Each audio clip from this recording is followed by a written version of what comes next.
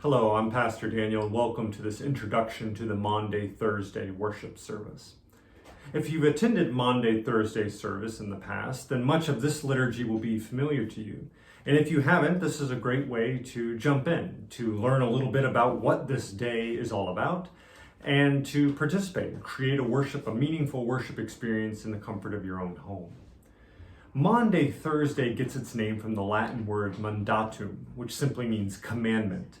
And it refers to the passage in John chapter 13 where Jesus commands his disciples. He gives them a new commandment to love one another as he has loved them. Now, just before he offers that commandment, Jesus washes his disciples' feet. It's an incredible act of servitude, of humility.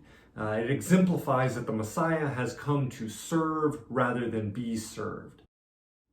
Now, most Protestant traditions recall this scriptural story and participate in it through a hand washing.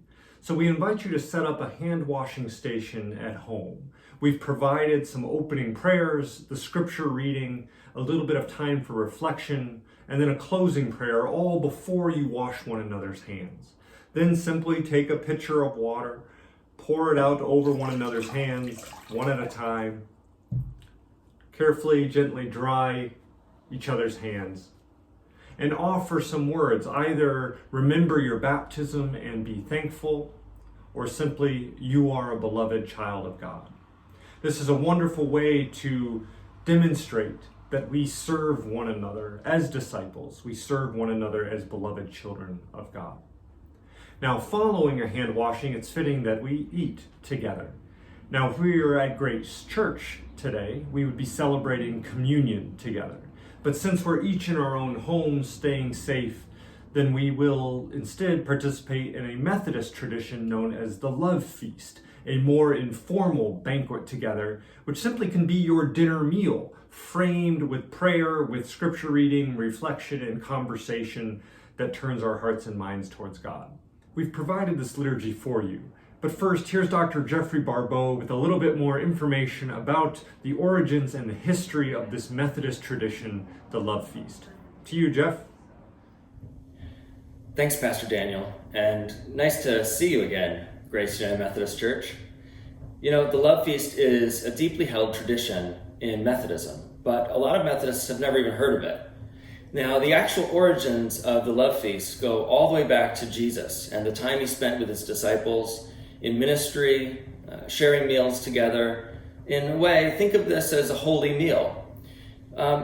It should be differed, though, and contrasted with the Lord's Supper or Eucharist.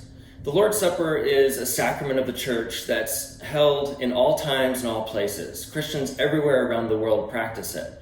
But the Love Feast is a bit unique in the sense that it's only seen at certain times and places, and Methodists are among the communities that use the Love Feast as something that's different from communion, but also very special in our tradition.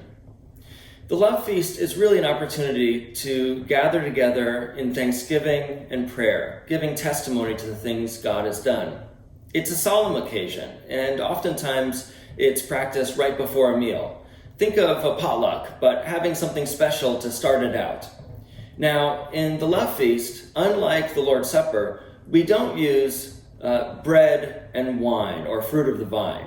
Instead, what's often used is crackers, a slice of bread, maybe rolls, and then also typically water or perhaps coffee or tea. The goal is in a Love Feast to make sure actually that it's not confused with communion. And that's a practice that goes all the way back to an early Methodism as well.